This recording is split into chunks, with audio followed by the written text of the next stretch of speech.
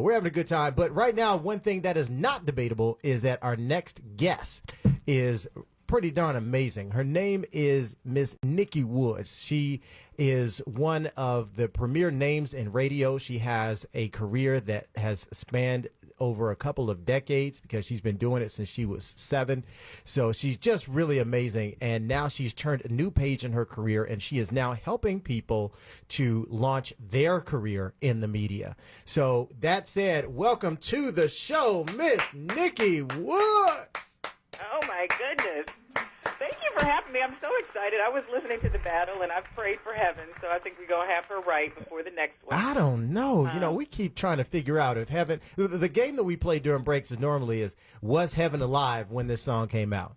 And for the majority of it, I don't know. Yeah, when I was working for Tom, because Tom is really old school. So when I was working for Tom Joyner, Tom kicked me out of the studio several times. Because I didn't know the stuff he was talking about. So I feel for heaven. I got it. Well, right now it's just me and Heaven in the studio, and I don't know how to operate the board, so I can't kick her out. But I can look at her crazy and put her on Facebook, and she hates that. Well, hey, Nikki, thank you very much for being with us. Rather than going through a big, long bio, tell us a little bit about where you've been, because I know that there's things that we still even can't Google about you because of all the great things that you've done. Tell us a little bit about some of the highlights of your career. Oh, my goodness. There are so many. So briefly, I have been in radio for more than 2 decades, so I'm really, really proud of that. But I did start out in television. I wanted to be a sports reporter, and I started out in St. Louis at the CBS affiliate there.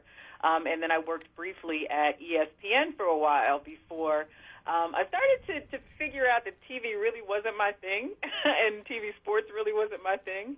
And so I was invited to do a guest co-hosting spot at a radio station in Boston. A friend of mine was the host there, and he wanted me to come sit in while his co-host was on maternity leave.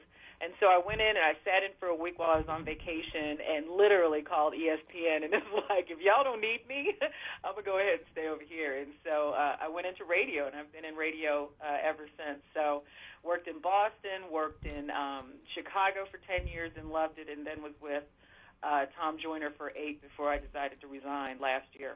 Wow. Wow, you have had quite a career. That's the cool thing about radio, just really being in media in general. It'll take you quite literally all over the world. You have told me about some stories about places that you've gone with the show, and of course you're backstage everywhere and all that other great stuff, and people know you as one of the influencers. And here's the cool thing. This is one thing I remember that Ice Cube was saying, I was going to say to me, there was an arena of about 5,000 people at the time, but Ice Cube said that when he did his first movie, there was a black cameraman who came up to him and said, "Young man, come on over here." Ice Cube goes up to him all hard and gangster and everything. And he's like, "Look, I want you to know I've been at this for 40 years. Now, I've seen them all, from Sidney Poitier, Denzel, and all the rest, everybody up and down. Now, they've come, they've gone, but I'm still here." And that was why Ice Cube decided to get in the business of making movies, not just starring in them. And when you're behind the scenes, a lot of the stars, you've watched them, Nikki, you've watched them come and go. But the ones who are able to create that platform for themselves, they have a niche that doesn't go away. No, absolutely. And that's one of the reasons, because I really was talent before I joined Tom. I had no behind-the-scenes experience, and when they made a change, I got fired. Well, they fired the whole show in Chicago and brought in Steve Harvey. And Tom had kind of been courting me for years, and I was like, "Oh, I'm not a producer. I don't want to do that. I don't want to do that." And then finally, after I had set out my non-compete clause, he called and he was like, "Are you ready to learn syndicated radio?" And so I was like, "Well, absolutely, because I need a job." And so I went to Dallas, and you're right. I mean, the power is behind the mic. I'm glad that I learned about the talent aspect of it, because I think I was able to produce a better show knowing what the talent needed to be successful. But learning behind the scenes really was an eye-opener for me. And, what people don't realize is even though Tom's name was in the jingle, Tom had to listen to me. Wow. So I really, in that position, I mean, I had to tell the people like Roland Martin, Don Lemon, Al Sharpton. I mean, there were people that, I was the one that had to, kind of control that whole thing. And so even though I respect talent, so I let them do what they do best. I mean, the power really is behind the scenes. I love it. Now what you're doing is helping people to create their own platform and to develop their own messages. You are one of the people who, and I don't believe it's a stretch to say this, you have shaped the news. You have shaped the way in which a lot of our community has received information over a long period of time. We may not have known that it was you, but see, I didn't want to start putting dates on it, but yeah, but I'm really proud of the 20 years, and I mean the things that I've been able to be a part of. Like I was on the air when 9/11 happened. I mean, we stayed the entire day to be a part of that. We were in Louisiana when Katrina hit, so we were able to be a part of that. I was in Chicago when Senator Barack Obama was elected to the Senate, and we helped with that. And then I was with Tom when he was elected to the presidency.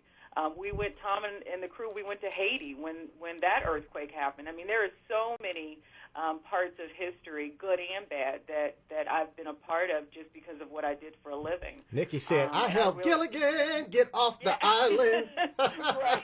I mean, just so many things, and the people that I've met. I mean, just some of the greats. I remember when Smokey Robinson walked into the studio. Wow. And, Tina Marie, I was one of the last interviews with Tina Marie before she died. I mean, just so many amazing things. I can't even begin to count them. It's just been great. So, Nikki, you've done so much, and you've had an amazing career in media for over 20 years, and you have a lot to be proud of. So why this now? Tell us a little bit about what you're doing on Facebook Live to talk about your new venture, because I want to really dig into this.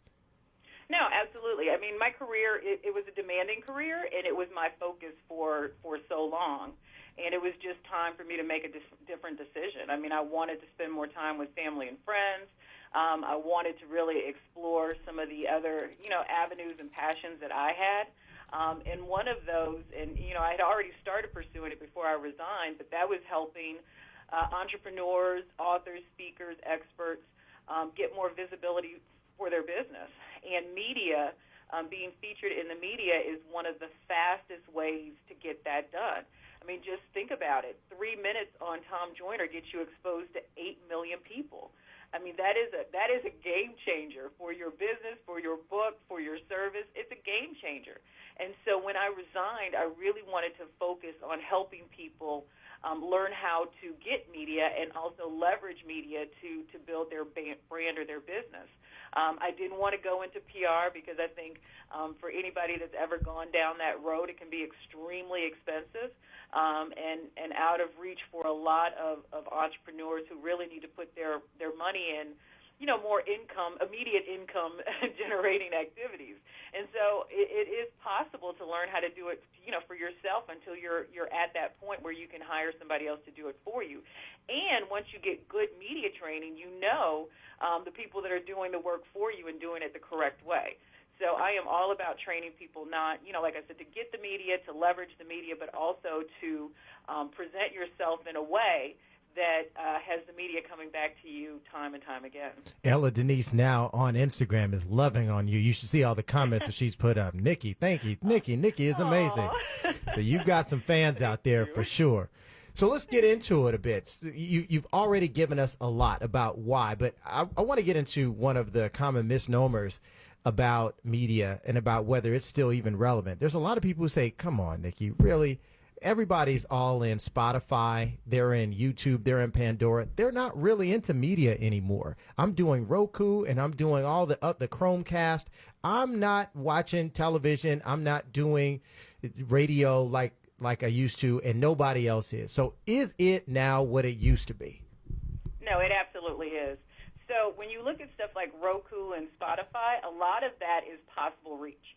So if you're on Roku or Amazon Fire Stick or something like that, I mean, and I encourage you, if you have the opportunity to do it, absolutely do it. But it's possible reach. So you can possibly reach 66 million people if you are part of Amazon Fire Stick. With radio, it's proven numbers. So I know that if you're on Tom Joyner, you reach 8 million people. It's not impossible. Now, what you do with those 8 million people is really up to you. So it absolutely is still relevant. Terrestrial radio and television still is the king. And it's even more relevant now because we, the media, need the experts and the people that are offering good content more, because we are competing with so many different people. So it's kind of like now it's like a win-win for both. Before we kind of like, we granted our platforms to people, and it's like, the gatekeepers were there, and it was impossible to get on Oprah, but it's not that way anymore. We really are looking for people, and we find you based on what you're doing on social media. So using those the new technology and the new platforms to really get your message out is how the media finds you. And so it really, to me, is even more relevant because, the possibility of getting in the media and on the media and using it to build your business is better than ever before. And it still gives you the credibility that I don't think that you get through the other sources. So, you tell people you were on CNN, and it means something. You tell somebody you were on the Dr. Oz show, and it really means something. And so it really is a viable way, and I think the best way and the quickest way to get that visibility for your book, your brand, your business that you need, to be sustainable and to grow and to really be profitable. So you're telling me that being on Dr. Oz means more than having your own YouTube video? Are you trying to say that? Are you insinuating that my YouTube videos don't mean as much as Dr. Oz? No, I said that flat out. I mean, unless you have, she said, I'm not insinuating. I'm telling you. 10 million subscribers on YouTube, and absolutely. But Got it. What the YouTube videos do for you is they get, they make you searchable. So if you're producing YouTube videos around the content where you're an expert, if I Google you, if I Google presentation power, I know Jonathan Sprinkles is going to pop up. So if I'm looking for an expert to talk about how to present your business in a better light, the chances that I'm going to land on you are even greater because you do produce so much good content through social media channels.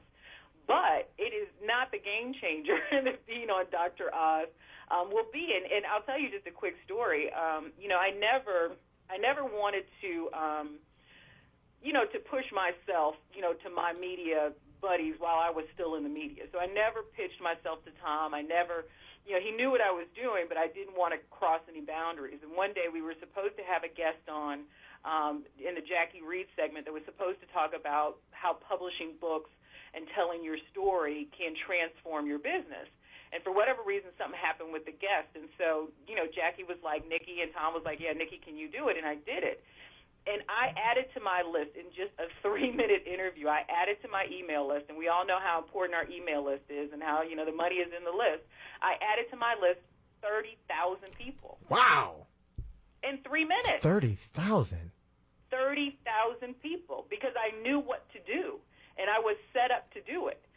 So a lot of times we'll get opportunities to do interviews, and we get opportunities to be in the media, but we're not prepared to handle what comes next. So we're just happy we're on Tom Joyner, or we're just happy we're on CNN.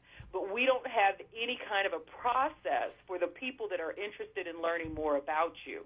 And so what I teach is, not only how to get the media, but then how to leverage it and how to set up your processes. So when you do capture all those people, you have a system to put them in so that you can eventually convert them to paying clients or customers. Okay. All right. Look. All right. You've got me ready now. I just can't. Okay. Let me just play a couple songs right quick, and we're coming back. And I'm telling you what we're going to talk about. We're going to talk about how to get ourselves set up. How do you know which kind of topics from your life are media worthy? We're going to talk about book publishing and whether that is even a good idea. How do you know when you're ready? All that good stuff. If you'll just hang on, we're going to get into it. Will you hang with us? Yes. Are you talking to me? Yes, I'm talking to you. I'm hanging. Yes, cool. All right, Heaven, let's do it.